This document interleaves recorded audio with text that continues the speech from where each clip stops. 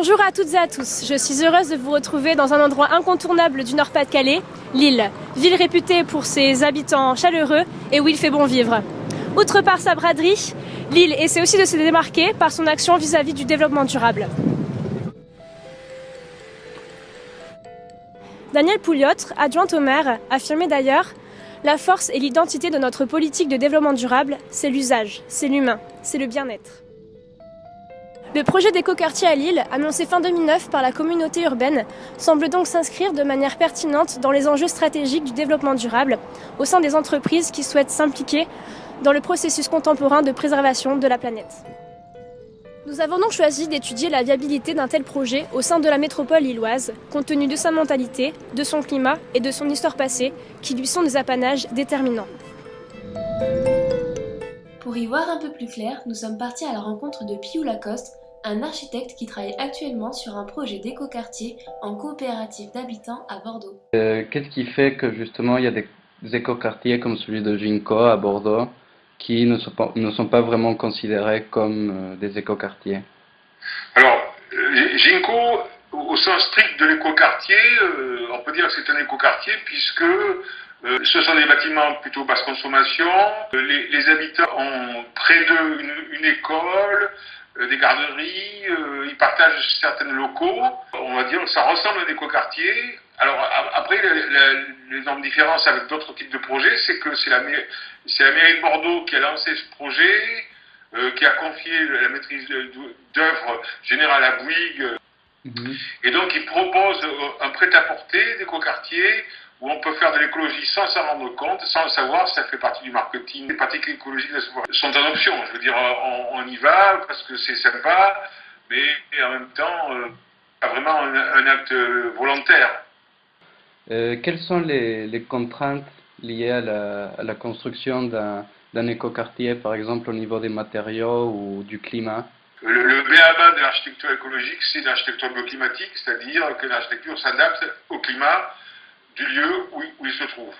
Donc un écoquartier, effectivement, c'est s'adapter au climat, mais c'est aussi avoir une pratique en essayant de réduire le maximum d'effets nocifs de certains matériaux, essayer de faire en sorte de faire un habitat où on consomme le moins possible.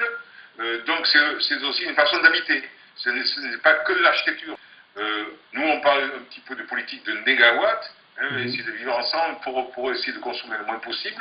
Ce qui définit l'écoquartier, c'est plus la manière de vivre que l'architecture.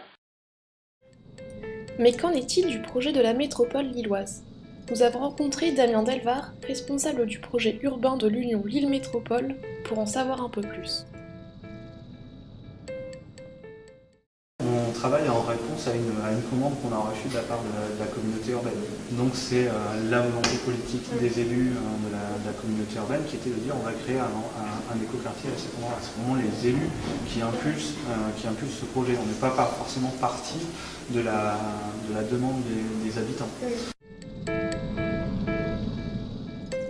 Compte tenu de sa localisation entre Roubaix, Tourcoing et Waterloo, on est aussi sur une stratégie d'aménagement du territoire qui, également dans le schéma directeur de la métropole lilloise, vise à reconstruire la ville sur elle-même, plutôt que de travailler sur de l'extension urbaine, puisque même l'extension, ça consomme de l'espace, ça consomme des terres agricoles, ça nécessite la création d'espaces publics, de réseaux qui coûtent aussi extrêmement cher. Et ici, on travaille à la fois sur la construction de bâtiments neufs, qui, par exemple, eux-mêmes peuvent porter certaines ambitions de développement durable.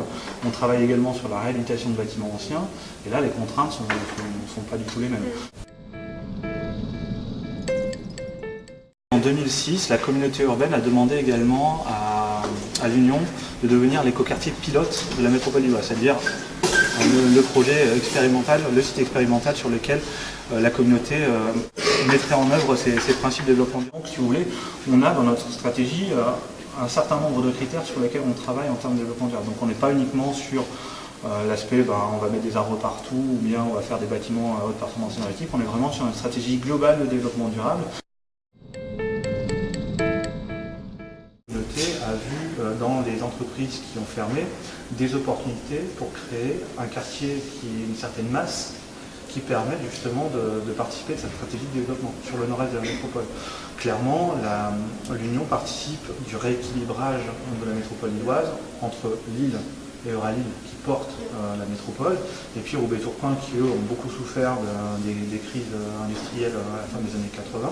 La deuxième chose qu'on souhaite réussir au travers de l'Union, c'est de ne pas faire de ce quartier un îlot qui ne viendrait pas en couture des quartiers existants. C'est-à-dire que là, sur la maquette, en blanc, vous avez le quartier tel qu'il existe actuellement, et en couleur, le projet tel qu'il va exister à terme.